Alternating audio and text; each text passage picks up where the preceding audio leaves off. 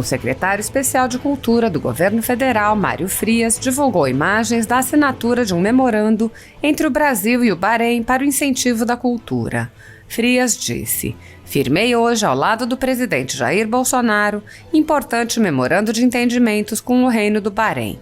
Através dele, ambos os estados se comprometem a incentivar concertos musicais, feiras de livros, ações literárias e exposições de arte em coordenação com as autoridades competentes de ambos os países. Haverá ainda cooperação entre as bibliotecas nacionais e os sistemas de bibliotecas públicas, intercâmbio de pesquisas, conhecimentos, documentação, trabalhos acadêmicos nas áreas das ciências, artes e literatura, em coordenação com as autoridades competentes de ambos os países. Faremos ainda mostras audiovisuais e intercâmbio de experiências entre profissionais da cadeia produtiva do audiovisual. Trabalharemos muito no intercâmbio entre profissionais de museus para capacitá-los a contribuir com conhecimentos e difundir ainda mais a nossa cultura. Trata-se de um importante passo de aproximação que irá trazer grandes frutos às futuras gerações." Há quase 10 anos, a Folha Política atua noticiando fatos, discursos, argumentos e denúncias que são obliteradas pela velha imprensa. Nosso veículo de imprensa dá voz às vozes conservadoras, ao anticomunismo, à defesa dos direitos fundamentais e da liberdade de expressão e de imprensa, além de trazer ao público os vídeos dos pronunciamentos de autoridades para que o público possa formar sua própria opinião sobre o que foi dito e não precise depender de relatos de terceiros. Quem controla a informação controla, em última instância, a realidade. Grupos monopolísticos e cartéis que se associam com o intuito de barrar informações contrárias ou inconvenientes atuam em conluio com a finalidade de aniquilar qualquer mídia independente, eliminando o contraditório e a possibilidade de um debate público amplo, honesto, abrangendo todos os feixes e singularidades dos mais diversos espectros políticos. Controlando as informações, o cartel midiático brasileiro tenta excluir do debate e, em última instância, da vida pública, os conservadores e os veículos que dão voz a essas pessoas. A renda da Folha Política está sendo confiscada a mando do ministro Luiz Felipe Salomão, ex-corregedor do TSE, com respaldo e apoio de Luiz Roberto Barroso, ministro do STF e presidente do TSE. A decisão confisca de forma indiscriminada todas as receitas advindas do YouTube, indicando claramente que a intenção não é a de excluir conteúdos específicos, mas sim de calar o canal e eliminar a empresa. Se você apoia o trabalho da Folha Política e pode ajudar a evitar que o jornal seja fechado, doe por meio do Pix, cujo QR Code está visível na tela, ou por meio do código ajude@folhapolitica.org. Caso não utilize Pix, há a opção de transferência bancária para a conta da empresa Raposo Fernandes, disponível na descrição deste vídeo e no comentário fixado no topo. Há quase 10 anos, a Folha Política vem mostrando a realidade da política brasileira e quebrando barreiras do monopólio da informação. Com a sua ajuda, poderá se manter firme e continuar a exercer o seu trabalho.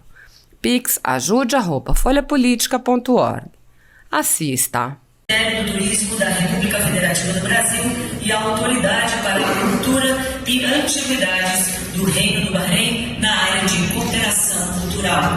Pelo Brasil, Sua Excelência Mário Frias, Secretário Especial da Cultura, e pelo Reino do Bahrein, Dr. Abdulatif Midrosh Dazriani, Ministro das Relações Exteriores do Reino.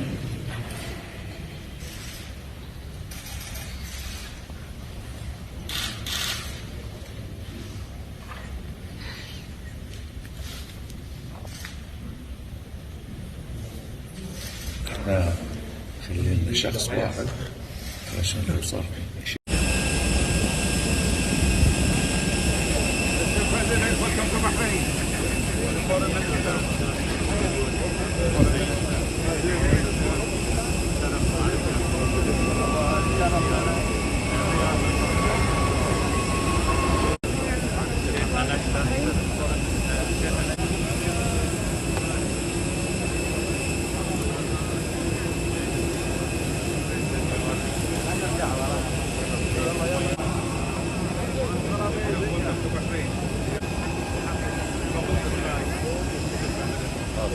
Por deputados e senadores. diz claramente que nós somos invioláveis nos votos, palavras e atos. Opiniões. É claro que a gente tem sim o direito de externar as nossas opiniões, as nossas palavras, os nossos atos também. Se nós estamos participando de alguma atividade como essa aqui, e externamos a nossa opinião, nós não estamos apenas falando em nosso nome, nós estamos falando em nome daqueles que nós representamos, que são os eleitores. Então, para isso é que existe a eleição de representantes do povo. E exatamente em função disso daí, para terem uma ideia, nesse momento a gente está discutindo, eu estou com 2 volumes aqui, que são as minhas razões de defesa que estamos apresentando à Procuradoria-Geral da Câmara, assim como a deputada Bia também tem as dela, e vários outros deputados, porque tivemos o sigilo bancário quebrado, acusados de estarmos apoiando manifestações antidemocráticas. Nada a ver com isso daí. Primeiro que não apoiamos, e se tivéssemos apoiado, teríamos todo o direito, assim como cidadãos, não somente como deputados. E a acusação de que a gente fez uso de verba parlamentar, de verba pública, para a divulgação da atividade parlamentar, também é uma coisa apurada, porque todos têm essa verba, ela está legal, ela está legalizada, reconhecida, e não tem motivo de estarmos sendo atacados. A agressão que é feita à Câmara dos Deputados e ao Senado Federal com esse inquérito 4828, ela precisa ser contestada, porque ela pode ser o começo de muitas coisas. A gente tem preocupação quanto a isso, e a nossa liberdade de expressão, ela precisa continuar acontecendo. E lembrando que nós também tivemos o cerceamento da liberdade de imprensa, quando alguns blogs e a mídia não tradicional também tiveram seus materiais apreendidos e estão impedidos de fazer uso da palavra, externando aquilo que as pessoas que assistem a eles, elas possam ouvir e ver o que eles estão fazendo. Então a gente precisa sim ter muito cuidado com isso, e mais preocupação agora, deputada Bia, com o PL das fake news, esse PL 2630 que está chegando aqui na Câmara, que já chegou na Câmara, e que a gente tem uma preocupação sim, porque ele pode cercear a nossa liberdade de expressão, não somente do deputado, dos brasileiros como um todo. A Constituição existe para isso, a gente precisa fazer com que a vontade do povo, que é soberana, ela sim é soberana, ela seja cumprida. A gente lamenta, não é uma agressão às instituições, pelo contrário, talvez algumas instituições estejam sendo agredidas quando o presidente da República nomeia alguém e é impedido por um ato monocrático de um integrante de um outro poder. Essa é a realidade que a gente está vivenciando, e a gente quer hoje aqui fazer um chamamento que mais deputados e senadores possam se juntar a nós, para que a gente possa estar juntos nessa discussão em prol da nossa liberdade de expressão, liberdade de opinião, liberdade de imprensa e também da nossa inviolabilidade como deputados federais. Alguém mais quer falar? Obrigada. Se você continuar falando, você quer cercear minha palavra. Bom, boa tarde a todos. Obrigada por estarem aqui. A nossa intenção é a gente lembrar ao parlamento, né, a cada parlamentar aqui, que essa prerrogativa da inviolabilidade da palavra, do voto, da opinião, ela é garantia da própria democracia. É ela que garante o exercício do nosso mandato. E nós estamos aqui para representar o povo. Então, nesse momento, é preciso que a gente separe qualquer ideologia, qualquer inimizade. O que nós temos que pensar é que essa é a prerrogativa de cada um de nós. Então, nós não podemos concordar até quando um adversário político nosso tem essa sua prerrogativa ceifada, porque isso acabará por atingir a todos, a qualquer um dos parlamentares. E além dessa nossa prerrogativa, é muito importante que a gente lembre que estamos aqui para representar o povo, e é a voz do povo que está também ameaçada com esse projeto que a gente chama da censura. Ninguém sabe o que são fake news. Fake news, como disse o grande Guilherme Fiuza, é o que quiser que seja, é qualquer coisa. E nós conclamamos, inclusive, a imprensa, que não faz parte desse projeto, mas pode vir a fazer por uma emenda de qualquer parlamentar. E também os senhores poderão ter a liberdade de vocês ameaçar. Então vamos nos unir nesse momento pela liberdade de expressão, que é pilar de qualquer democracia. Muito obrigada. Eu vou passar agora para o Eduardo Bolsonaro. Boa tarde. Eu queria aqui não ser repetitivo, então somente agregar que o artigo 53 da Constituição sofreu uma alteração através de uma emenda em 2001. Até então, o texto constitucional dizia que deputados e senadores são invioláveis, civil e penalmente, por suas opiniões, palavras e votos. Para que não houvesse qualquer tipo de dúvida, essa emenda ainda acrescentou a palavra quaisquer. E hoje temos o texto que todos os deputados e senadores são invioláveis, civil e penalmente, por quaisquer opiniões, palavras e votos. Mais claro do que isso, meus caros, impossível. E a única arma que nós temos à nossa disposição para poder trabalhar através da outorga que nos foi dada através do voto popular é a nossa fala. Não faz qualquer sentido esse inquérito sobre manifestações antidemocráticas que está atingindo nós aqui dentro do Congresso. E outra coisa, a gente pede sim, porque essa é uma causa institucional suprapartidária, a gente tem que ter o apoio da Procuradoria da Câmara. Eu lamento que o presidente Rodrigo Maia, que ele não seja uma voz mais expressiva diante da quebra de sigilo de 10 parlamentares. 11 parlamentares, perdão, obrigado, Carla. Isso daqui, não se enganem, amanhã vai para cima de vocês da imprensa. A deputada Bia falou muito bem sobre o PL 2630. Está se criando uma atmosfera em que o projeto de lei vai cercear a liberdade de expressão e está sofrendo críticas da direita, da esquerda, do Facebook, de órgãos de imprensa. Mas eu gostaria de ver mais apoio em relação a esse sentido. Óbvio que nós temos nossa diferença. Vocês sabem que eu sou um crítico de boa parte da imprensa. Mas eu não quero de maneira nenhuma ganhar essa guerra calando os senhores. Vamos para o debate. Agora, como é que a gente vai poder debater e melhorar as políticas da nossa sociedade se eu estou com medo de falar uma coisa e ser preso? Ou se o internauta, como por exemplo o Oswaldo Eustáquio, que faz um trabalho jornalístico, se ele fala alguma coisa e ele é preso? Não faz sentido. Então é somente esse o nosso apelo. Eu agradeço aqui aos deputados dos mais diversos partidos.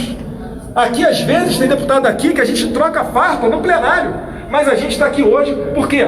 Porque nós somos maduros o suficiente para entender que numa democracia o direito à liberdade de expressão tem que valer, tem que viger, independentemente da vontade de uma ou outra autoridade. Então passo a palavra aqui a quem desejar fazer uso da palavra. Santinho, Hildo, Pedro Lucas, Paulo Martins, Nivaldo. Pode. Boa tarde a todos e a todas.